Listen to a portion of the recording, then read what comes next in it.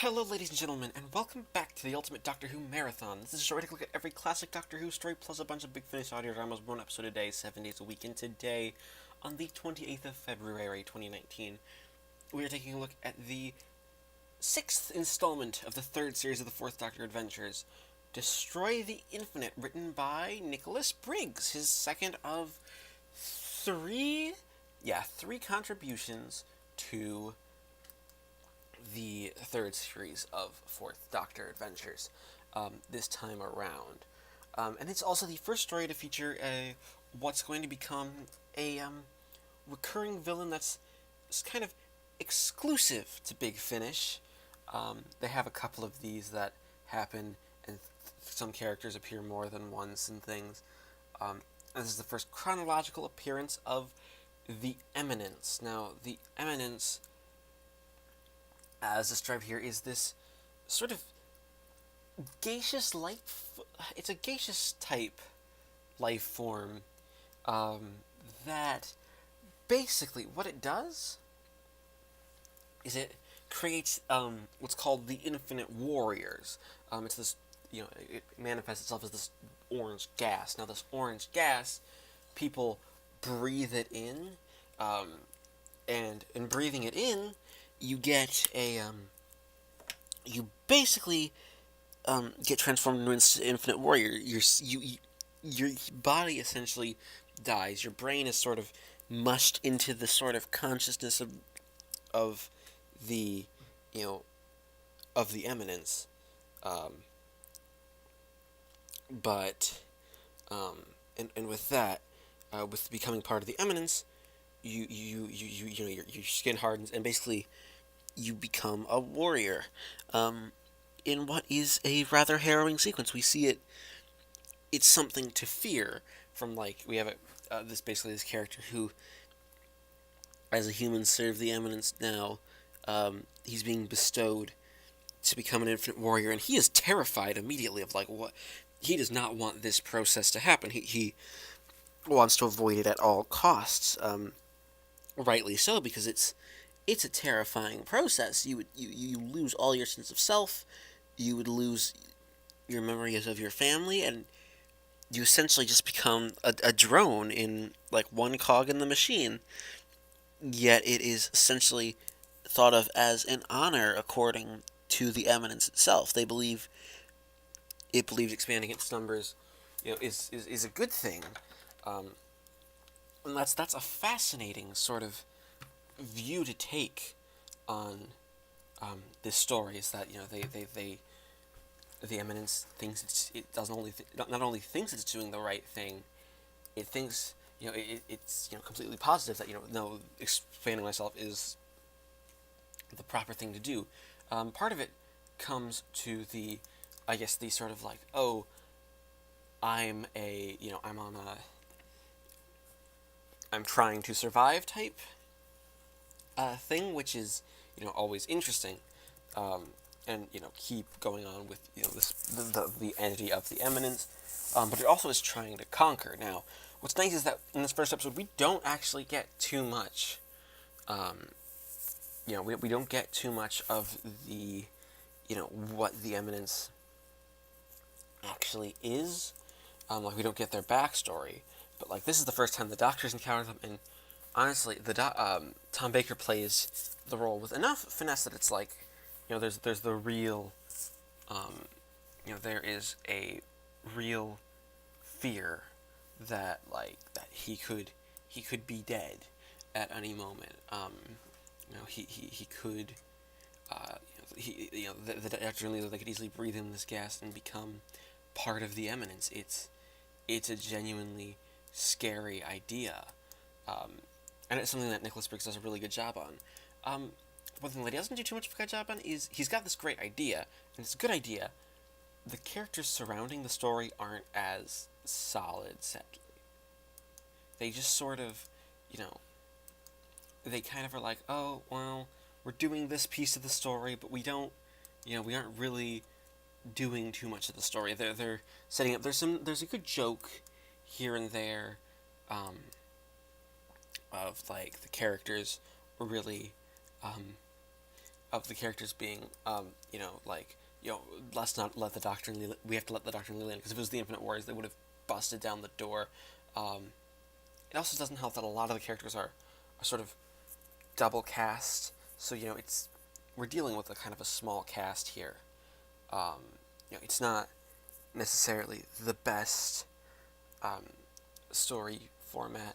And again, we're doing a story that's um, we're doing a story that's only 2 episodes long, but probably needs a little more space. This first episode needs a little space. Um, Now, what's interesting about the Infinite Warriors in the Eminence is that the Destroyer of the Infinite actually refers to a ship that's being built. Just like we're almost on a mission to destroy the ship. Um, and the Doctor does a really good job that, um, you know, that at acting scared. Tom Baker's really good, and Louise Jameson again. Louise Jameson's an excellent actress here. She, gives a solid performance that, like, yeah, I am scared of the Eminence. She also threatens to kill someone with a Janus thorn, which is great. There's just there's a lot of interesting like callbacks here to other stories. It's just one of those things that I think that really if you were going to use this story overall, you kind of need to you need to you need to know where to, like, you need to have a little more time, because overall it's a solid opening episode. It starts off the story nicely. It gives us a good sense of the world, of world building, and it gives us a good sense that the Infinite are in fact, and the Eminence is a credible threat. I think part of the problem is that in Big Finish's lineup, this isn't the first story released to feature the Eminence, so it kind of expects you to go in knowing who the Eminence are, which, when you're doing something like this, is kind of doesn't work. Works kind of against the story, because you'd expect, because Charles already trying to expect you to know that the Eminence are here and they have this. This is their stick. David Sibley plays the Eminence, voices all the Eminence, basically, and he does a good job. I think he's the guy who does it for all of Big Finish. He's the guy they bring back to do the Eminence overall, and he gives them a nice voice. They have a really nice voice. So yeah, overall, I'm going to give Destroy the Infinite Part 1 a 7 out of 10. It is the 1st of March 2019, and I just finished listening to Part 2 of Destroy the Infinite. In Part 2 of Destroy the Infinite, I have some interesting thoughts about this one, mainly because it serves as a satisfactory conclusion to the episode, with some nice twists here and there, but I hate to say it, it was kind of a step down from Part 1, because, well, the Eminence isn't quite explored. A lot of this is trying to set up future stories, which, is okay, and, works okay, but that you really have to work it if you have a good story to initially tell, and sadly, Destroy the Infinite just really doesn't have that good initial story, the good initial kick to reach out from the first story. You have to have a bit more than just that if you want to Destroy the Infinite to work. And sadly, because of that, it doesn't work well. It doesn't work nearly as well as some other stories. It doesn't work nearly as well. It just doesn't work well as, showing a plot. What's interesting is that all of the Doctor seems lost because, he gets attacked by the Infinite and, might be completely,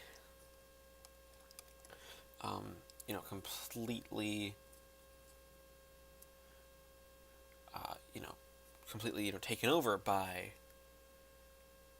all of, by the breath of forever and become a slave to the Infinite. There's some really good stuff here. The Doctor confronting one of the Infinite Warriors about one of the newer Infinite Warriors about their family. Do they actually remember their family? Um, what sort of life did they live without their family? Things like that work really, really well. Like they are solid, really solid examples of how the story does a good job, um,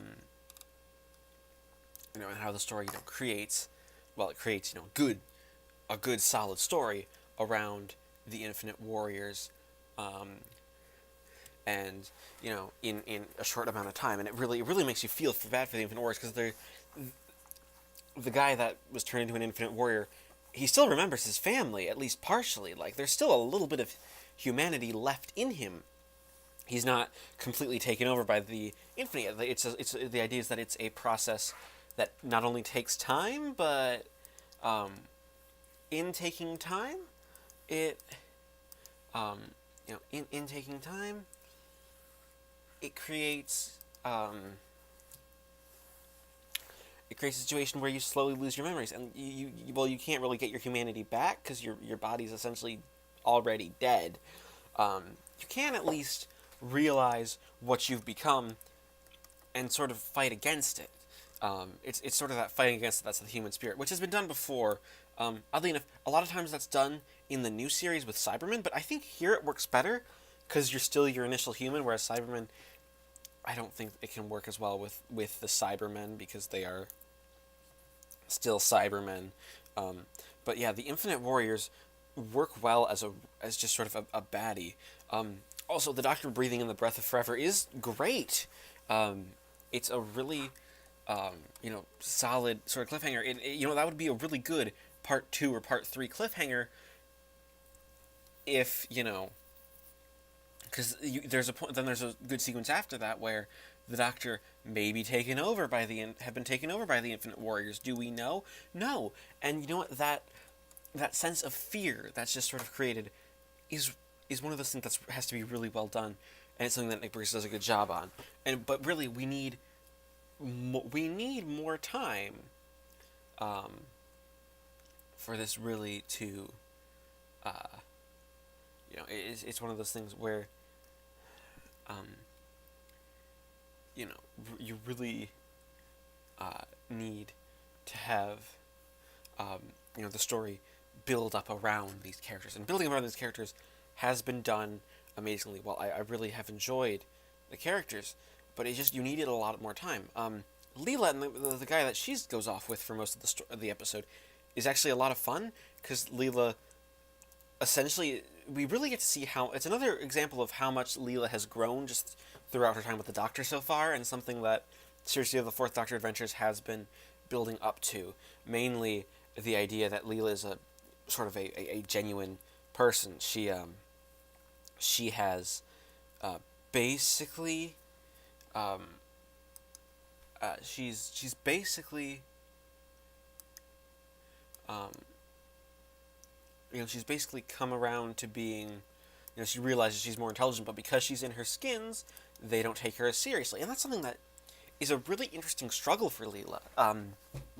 Something that I think is quite fascinating is just how Leela sort of makes, sort of makes a good, sort of character to follow. And Louise Jameson plays her brilliantly. It's something that I think the story does a good job on. But again, a lot of the big problems is we need more time. This is a story that has been brought down because Nick Briggs does not have enough time to flesh out his ideas, and he's too busy trying to do a bunch of setup. So we don't entirely feel like there's, a conclusion. It just sort of feels like, oh, we're doing this story. Okay, we're done. Let's move on, and we can deal with, we can deal with one of those. We can deal with some of the future events of this at a later date. So overall, I'm going to give Destroy the Infinite Part 2 a 6 out of 10, because it's still a really solid episode. It just really needed to work a couple more things out. And that being said, we can add up the two scores of Destroy the Infinite and average them out to give Destroy the Infinite a final score of 6.5 out of 10. Thank everybody for watching this installment of the Ultimate Doctor Who Marathon. As always, please leave a like, comment, subscribe if you haven't already, and next time we will be taking a look at the first Doctor Who story to be written by an actor who's actually in the show, Louise Jameson and Nigel Ferris, The Abandoned.